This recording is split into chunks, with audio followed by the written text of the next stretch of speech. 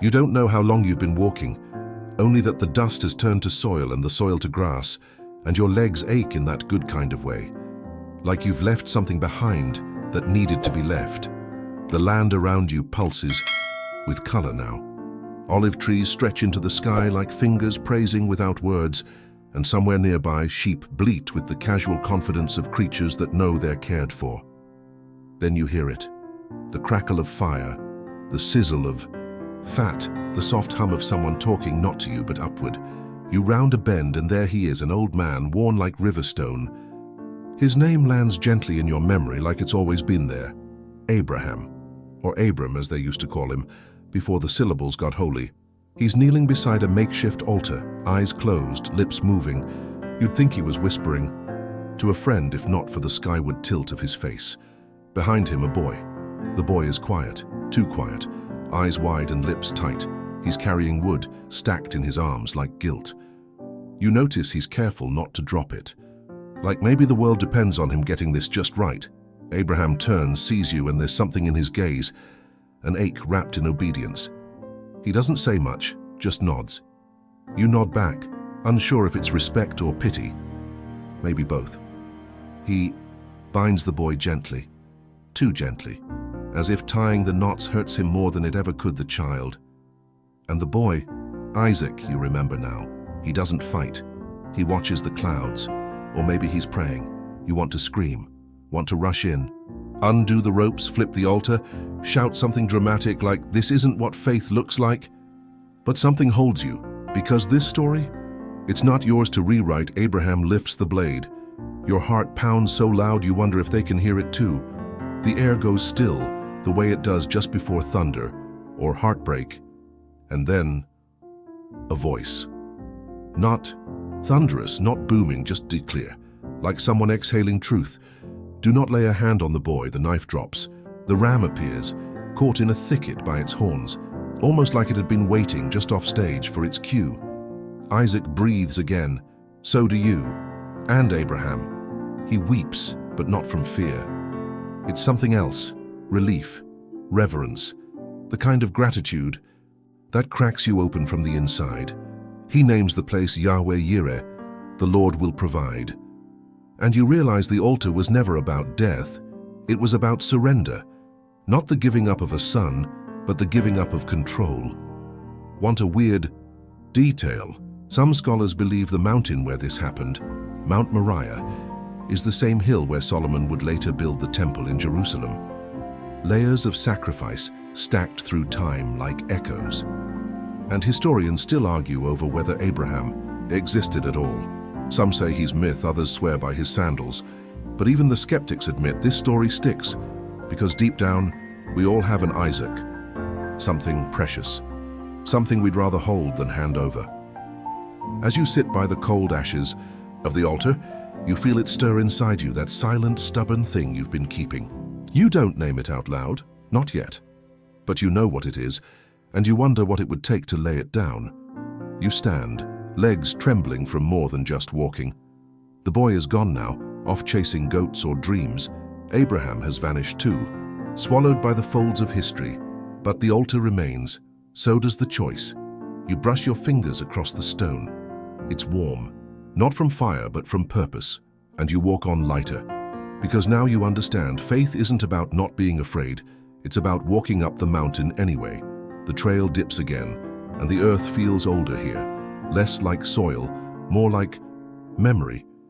You don't see him at first, only the quiet shuffle of sandals and a glint of fabric the color of twilight. Then, he's there. Young, radiant in a way that isn't about light. It's about focus, about fire beneath the ribs. You blink and he's debating scholars in a temple. You blink again and he's flipping tables like justice wears sandals and speaks in parables. You're walking with him now, Jesus. But not the bearded icon on stained glass windows. This version is sunburnt and dusty, eyes sharp, voice soft like a storm just before the thunder. He tells stories as you walk, about mustard seeds and lost coins, about how the kingdom of heaven isn't some distant place but something buried in your neighbor's need, something that grows in secret. You ask him why he speaks in riddles, he just grins and says, because you're not ready for the answers yet. Fair enough. Then the crowd appears, thousands of them, hungry, hollow-eyed, clinging to the edge of every word he drops. And you? You're on the edge too. You watch as his disciples panic. "We don't have enough," they say. "Only 5 loaves and 2 fish." You glance at the basket. It's laughable. This many people? You'd need a food truck or 3, but Jesus, he doesn't flinch. He lifts the bread, says a quiet thanks, and breaks it again and again, and somehow the more he breaks it, the more there is. You're handed a piece. It's warm, soft in the center, tastes like home. People are chewing and laughing, and gasping as if bread were holy. Maybe it is. 12 baskets are left over. Someone whispers, 12 tribes. Another says, 12 apostles. You say nothing. Just watch Jesus smile like someone who knows what's coming and chooses to love anyway. Here's a weird one for you. Some scholars think this miracle was less about magic and more about modeling, that when Jesus gave all he had, it inspired others in the crowd to do the same. Hidden fish pulled from secret pockets, shared bread unwrapped from shame.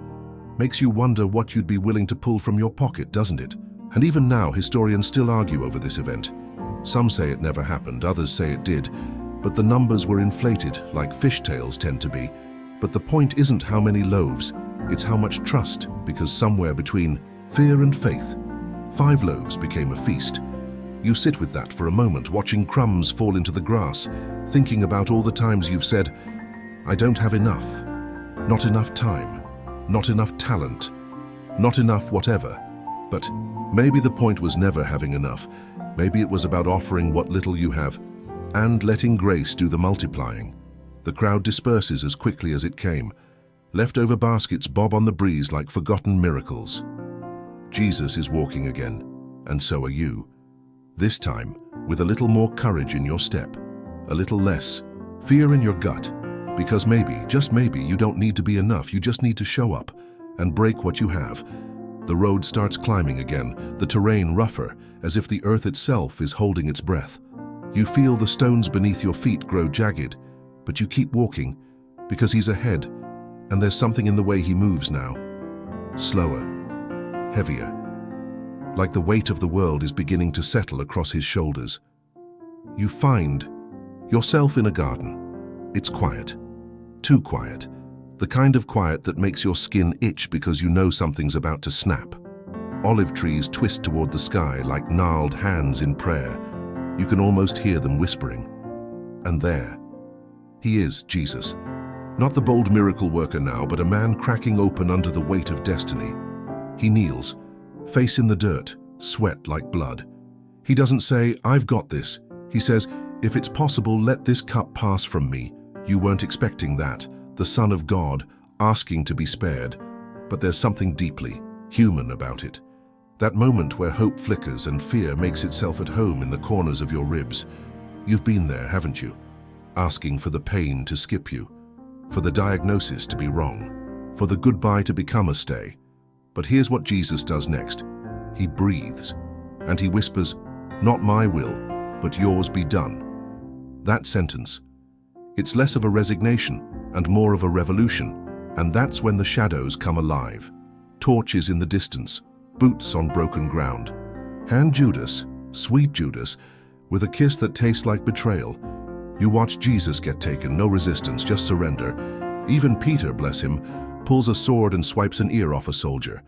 You half expect Jesus to cheer him on, but instead, he heals the man, because even in arrest he chooses mercy. Here's the strange part. Some historians believe Jesus could have avoided it all. Slipped away like he had before, vanished into the hills, but he stayed.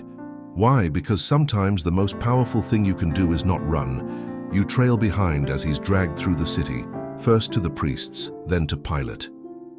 The crowds are wilder now. The same ones who ate his bread are now spitting his name. Crucify, crucify. It's almost comical, how fast admiration turns into accusation. You wonder if people are really that fickle, or if fear just wears a lot of faces. And Pilate? He's sweating through his tunic, trying to wash the guilt off his hands with water that won't stick. You catch the moment Jesus looks him dead in the eyes, not pleading, not angry, just knowing.